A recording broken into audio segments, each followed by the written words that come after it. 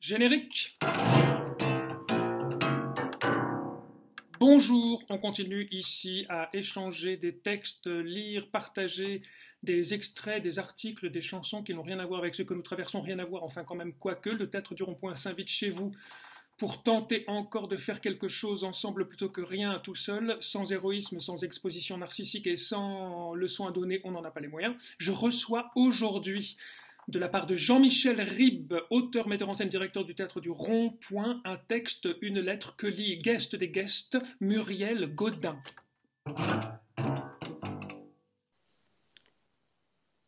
De quoi le coronavirus est-il le nom? De notre maltraitance pour la planète? De notre boulimie de croissance?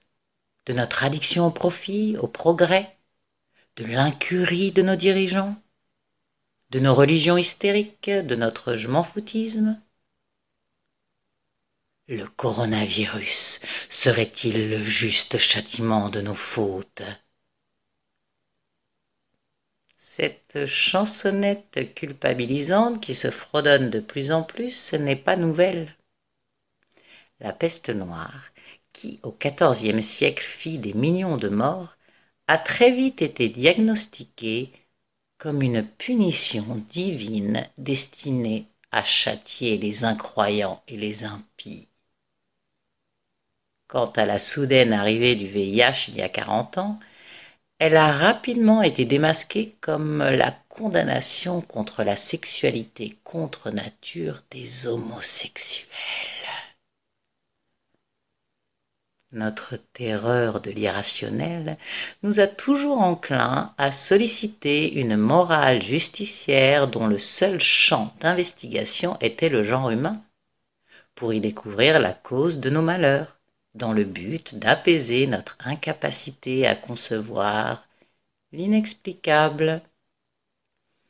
Là encore, le coronavirus n'arrive-t-il pas à point nommé pour châtier les pollueurs et autres propagateurs de CO2?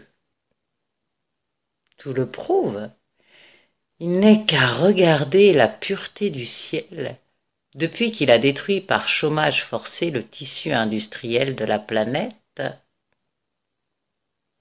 Que je sache, le cosmos n'a ni morale, ni religion. À quoi bon s'excuser d'une pandémie? Faute avouée n'est pas toujours pardonnée, surtout quand elle n'existe pas. Loin de moi l'idée que notre comportement n'est en rien responsable de nombreux dysfonctionnements de la Terre, mais de là à ce qu'il fasse naître un virus tueur pour s'auto-punir. Quand cesserons-nous de nous penser les maîtres de l'univers, auteurs de tous les maux et bienfaits de notre monde? Quand accepterons-nous que l'apparition du Covid-19 n'a pas plus à voir avec nous que la naissance d'un girafon, l'épanouissement du pissenlit ou la disparition des dinosaures? Notre planète est terre d'accueil pour les vivants. Le Covid-19 s'y est naturellement invité. Jean de La Fontaine nous avait mis en garde dans sa fable Les animaux malades de la peste. Ne nous prenons pas pour l'âne accusé d'avoir provoqué la mortelle épidémie pour s'être goinfré d'herbe dans son pré, provoquant ainsi l'ire des dieux. Nous ne sommes ni coupables, ni misérables. Juste un petit troupeau d'individus qui résistent parfois drôlement au chaos de l'existence. Pas mal. Merci Jean-Michel Ribes. Merci Muriel Gaudin. À bientôt, j'espère. Générique.